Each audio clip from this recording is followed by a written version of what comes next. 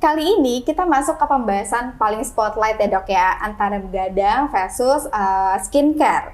Mana nih yang sering pakai skincare tapi masih begadang?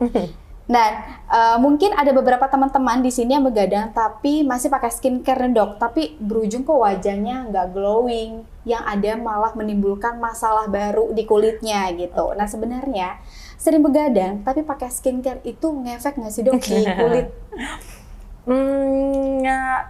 Kayak gini, kalau misalnya pakai skincare terus begadang, berarti secara metabolitnya juga nggak bagus. Kayak kita makan tapi nggak dicerna, pasti nggak akan berefek kan. Jadi hasil yang paling baik itu kenapa sedang tidur, karena kalau kita lagi tidur, organ-organ yang lain istirahat, metabolisme kita kerja. Jadi kalau misalnya skincare-nya dipakai, dikasih makan kulitnya, tapi kulitnya nggak bekerja secara maksimal, kan sayang. Jadi nggak ada hasilnya. Makanya kalau misalnya begadang terus pakai skincare, jangan berharap terlalu tinggi, karena yang dicerna, balik lagi, skincare, treatment, apapun itu dimasukin nutrisi, yang kerja tetap tubuh kita, yang kerja tetap kulit kita. Jadi kalau kulitnya nggak bisa kerja, ya sama aja. Oke, jadi ini jawabannya itu adalah nggak ngefek gitu ya dok ya? Mungkin tetap akan ngefek karena kan tetap dapat nutrisi, tetapi tidak akan maksimal hasilnya. Oke, seperti itu ya dok ya. Nah terakhirnya dok, kita akan bahas rangkaian skincare yang wajib dipakai, yaitu adalah sunscreen. Salah satu pertimbangan dalam memilih sunscreen itu adalah kan kandungan SPF-nya. Nah, di luar sana nih banyak banget dok produk yang dijual mulai dari SPF 25 sampai 50 gitu. Main asal pilih aja, kadang itu membuat kita tuh sulit untuk menentukan pilihan. Sebenarnya itu yang mana sih yang cocok? Malah nih kadang kalau misalnya di rumah pakai SPF 50, tapi kalau misalnya di luar pakai SPF-nya 30 yang lebih rendah gitu dok. Nah, sebenarnya apa perbedaan antara SPF 30, 45 dan juga 50 dok? Baik. Jadi untuk SPF ini sendiri sebenarnya masih kontroversi ya untuk artinya. Jadi SPF ini kan Sun Protection Factor. Nah SPF tersebut tuh sebenarnya nggak ada waktu yang bisa menentukan. Jadi SPF itu perbedaannya antara 30, 45, dan 50 adalah kekuatan dia untuk memproteksi kita dari UV. Baik itu UVA atau UVB. Biasanya sekarang sih udah rata-rata memproteksi UVA untuk aging atau UVB untuk sunburn ya. Perbedaan signifikannya sebenarnya tidak ada di SPF tersebut karena itu hanya kekuatannya aja. Nanti perbedaannya akan kembali ke cara kita berinteraksi dengan lingkungan. Kalau kena air ya otomatis harus diulang. Jadi bukan 30 SPF 300 menit, 50 SPF 500 menit. Itu mungkin akan berlaku kalau nggak ngapa-ngapain kayak gitu. Karena kan perumpamannya itu kayak 50 SPF dikali 10 kali lipat. Correct me if I'm wrong, kayak tiap penelitian berbeda-beda, cuman rata-rata seperti itu 50 kali 10 kali lipatnya jadi 500 menit berarti kan 8 jam gitu. Nah cuman kan itu nggak akan berlaku kalau kita kena air, berkeringat, otomatis harus di-reapply. Makanya biasanya per 2 jam sekali di-reapply, kalau di dalam ruangan 3-4 jam kali di-reapply. Nah kata ini dok, kalau misalnya mau sunscreen-nya itu bekerja secara efektif, ini harus dengan 2 ruas jari. Itu benar nggak sih dok? Jadi gini, kalau misalnya sunscreen itu ada 2, ada sunscreen dan ada sunblock. Ini biasanya orang bingung ini nih sunscreen apa, sunblock apa.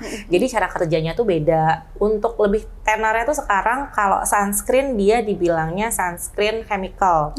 Kalau sunblock itu physical atau mineral.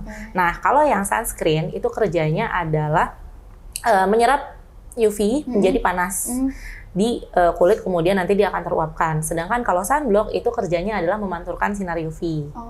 Gitu. Jadi balik lagi, kalau misalnya dia pakai sunscreen, kena panas terus dia terserap, lama-lama kan sunscreen-nya hilang. Iya betul. Nah makanya harus pakai 2 ruas jari. Menurut penelitian yang ada, 2 ruas jari ini cukup untuk melindungi wajah dari sinar UV selama kurang lebih tadi tergantung SPF-nya.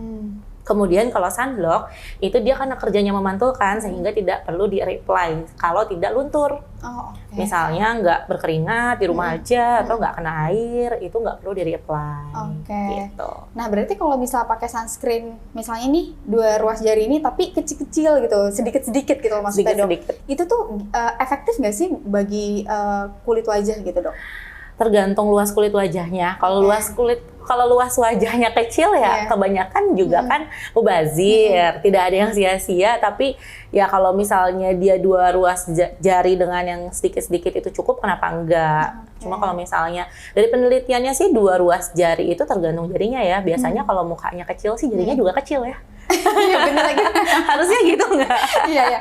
Jadi maksimalnya itu adalah 2 ruas jari, kembali menyesuaikan dengan wajahnya dengan ya, Dok. luas kulit wajahnya. Oke, seperti itu deh Kak. Dok, sebelum sesi ngobrol-ngobrol kita berakhir, kita main games dulu. Nanti saya kasih pertanyaan, dokter jawab cepat, oke? Oke. Ready, Dok? Agak deg-degan nih.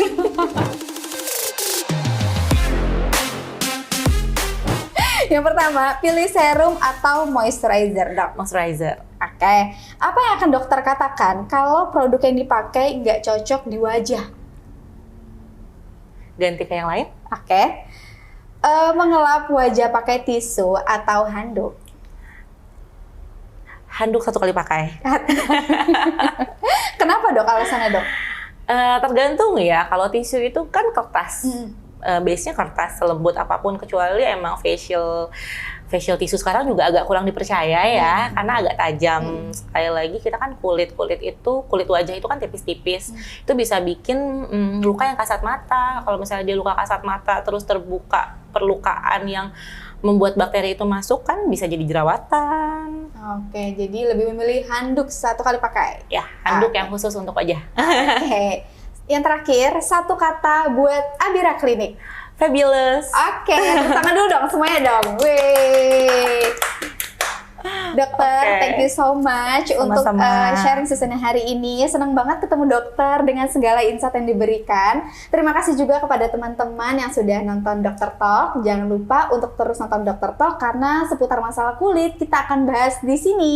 Saya Rini Warestani pamit dan Dr. Cahya Fitriani. sampai jumpa di See You Next Episode. Bye-bye.